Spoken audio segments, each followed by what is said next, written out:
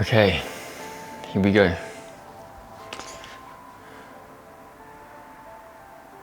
First time on camera. Live, learn, evolve. That's what I run. I'm the founder.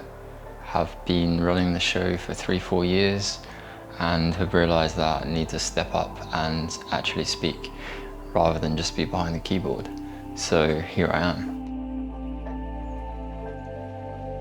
Today I'm going to talk a little bit about Rythmia Life Advancement Center and the journeys into ayahuasca and the plant medicine that I've gone on over the last 12 months, what happens on the retreats, and then how that might relate to practical tips and wisdom that can be useful even on a day-to-day basis.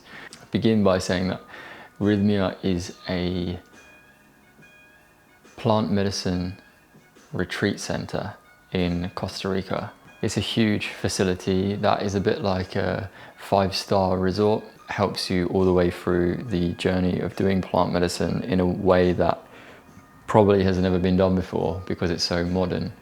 The reason I went to Rythmia was actually from a random email from a friend who runs a similar website to Live, Learn, Evolve, who was asked about doing some media work with Rythmia and exploring it. And he messaged me out of the blue to see if I wanted to come and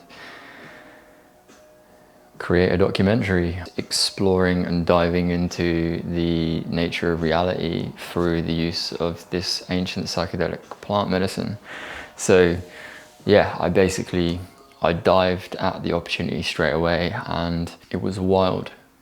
It was absolutely beyond anything that I'm really able to put into words, to be honest. And that is honest. It is something where you enter into an experience that does not have many reference points to any other part of reality that you'd experienced before that.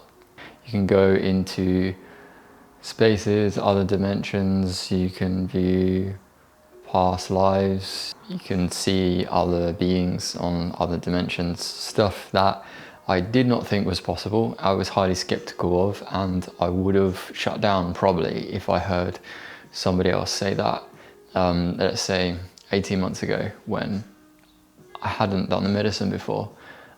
Despite venturing into psychedelics previously, there wasn't anything that was quite as otherworldly, visceral and interactive, I'd say, in some ways. Like, you're really there, you can really pass through to this membrane of sober reality into a space that is just beyond anything. But beyond the fancy lights and colours and dreamlike visuals states that you fall into, the most important aspect of the medicine is that you are literally drinking a concentrated part of nature, and you're connecting with what seems to be Mother Earth. You are literally forming some kind of symbiosis between the way that you're ingesting the plants and coming into communication with the planet. And it sounds unreal, but that's just the most concise way that I can express it, even if it sounds mental.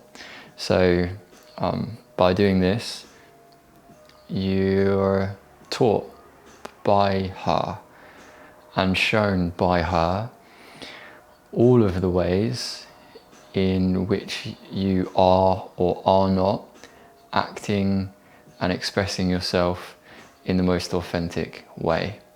So you will go through long, very visual scenarios. Not always visual, it can be more just vocal, that you're having a conversation with her. But for me, it was very visual, and be going through many different aspects of my life, right from birth, sometimes even before birth, which is very strange, but from childhood all the way to where you are now. And it seems to pick up on the precise and most significant events and aspects of your life that have caused you to behave and be conditioned in specific ways that may not be the ways that are most authentic for you, or are most harmonious, or are most connected to who you are deeply, in a kind of spiritual sense, and acting from a place that is pure as opposed to a place that is perhaps influenced by mental conditioning, any kind of neural patterns, behaviors that we've picked up, either just from automatically doing them over and over again many times and getting a result that is preferable to us, like with some addictions to perhaps, could be food or sex or money or a job or any type of behavior that gives us some release from another part of our lives that we're escaping from, or another part of our emotional spectrum that we are repressing. And so it opens all of that up, because that's the work it's doing.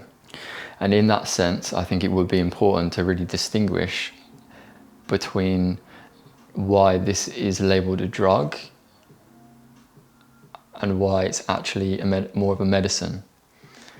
Because over and over again, even there's a plethora of studies on ayahuasca, which I will link in the bottom of this video, that just show and talk about how this is something that is ingested and over time is used less and less and less because it's doing its work. It's not something like a drug that we get addicted to, where you take it, you rely on the drug, and a tolerance builds up. No, there's no tolerance, and there's no evidence or correlation between anyone being addicted to it. Even shamans that are doing it every single week. I think you'd really understand that when you take it, because it is not something that is particularly recreational, I would say. This is really deep diving. I mean, this is really, really going down the rabbit hole of what it means to be human and what the capacity is for us to perceive the things that are beyond our normal five senses. It is not something to be taken lightly, something that is to be approached with respect and with a ritualistic approach.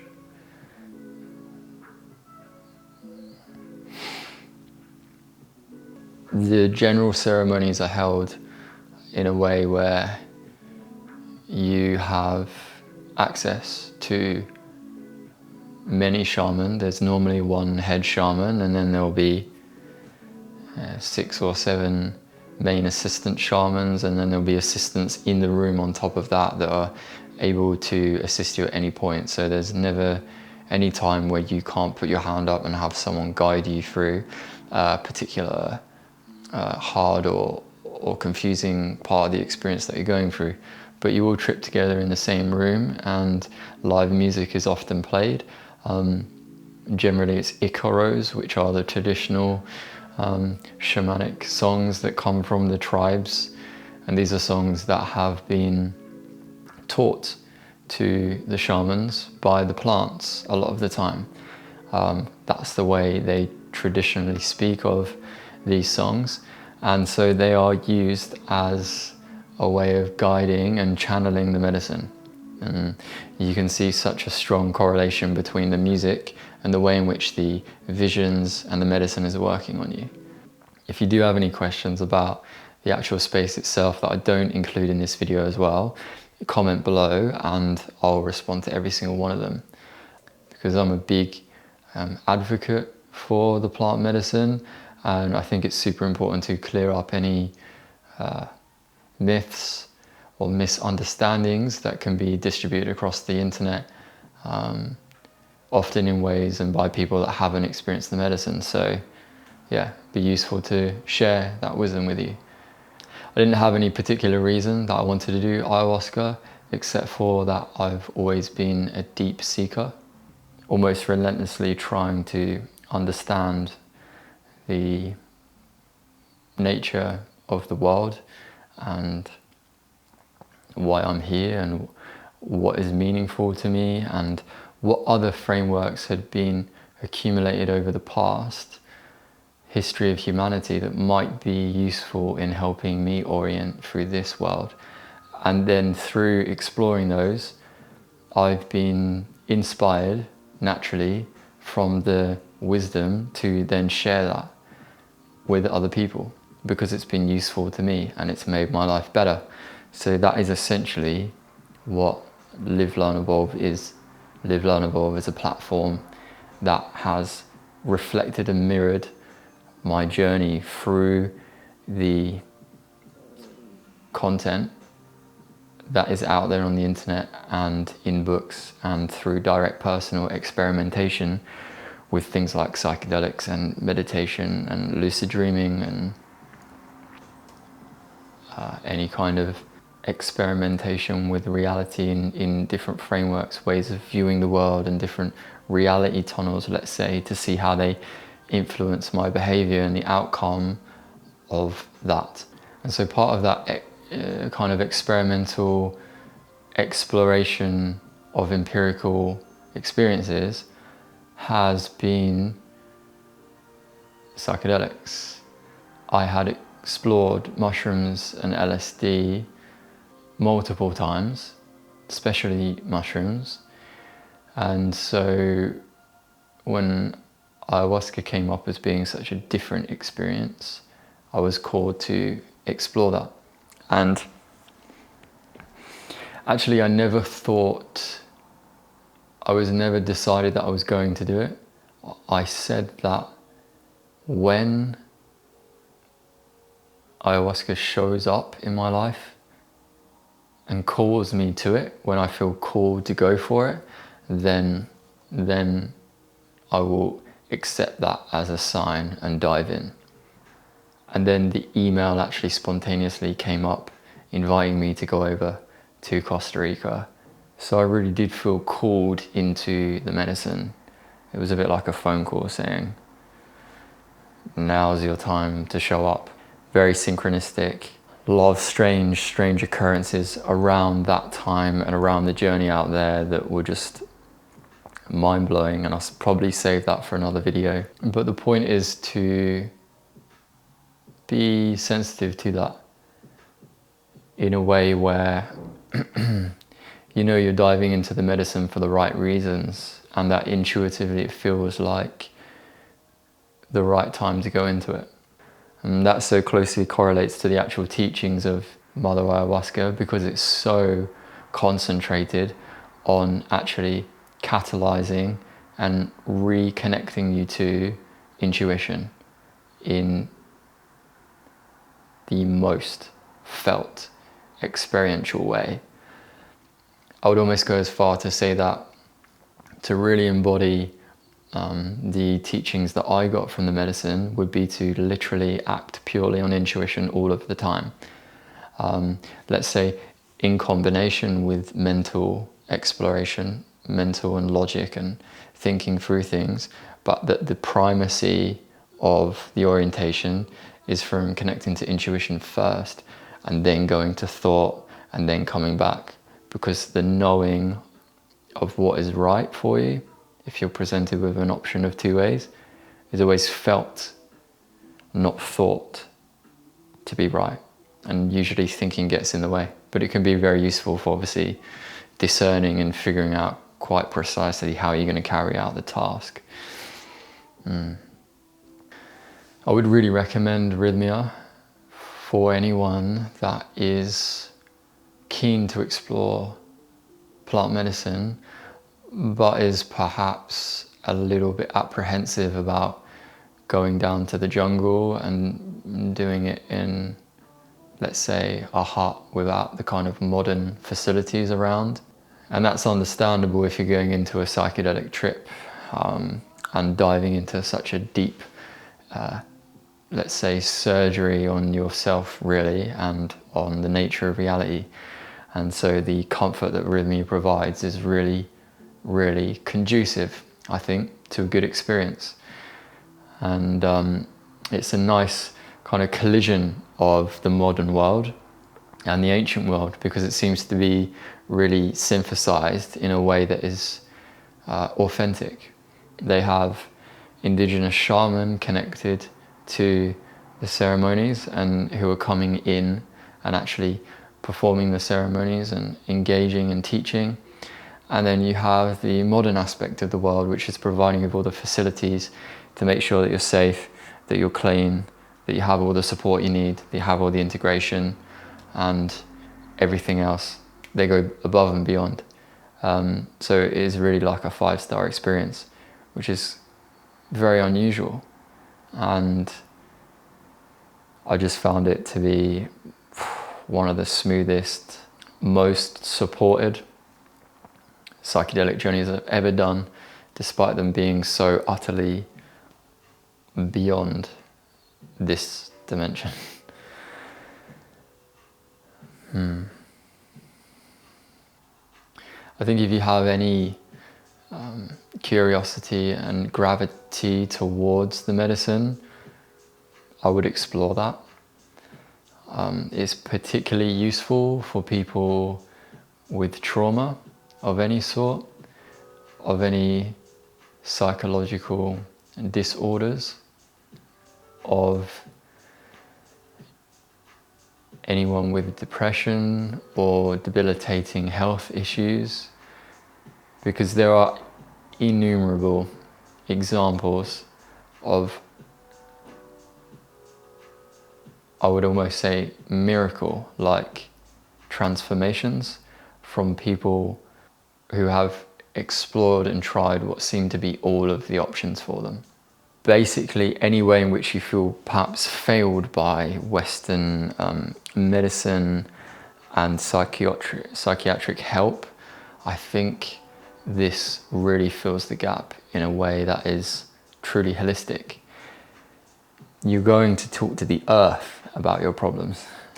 And you know, classically in say it's a psychological issue, yeah, usually you're going to go to a psychologist or a therapist, and then you're going to speak to people who have done a lot of thinking and reading about symptoms and the insights into people's inner landscapes.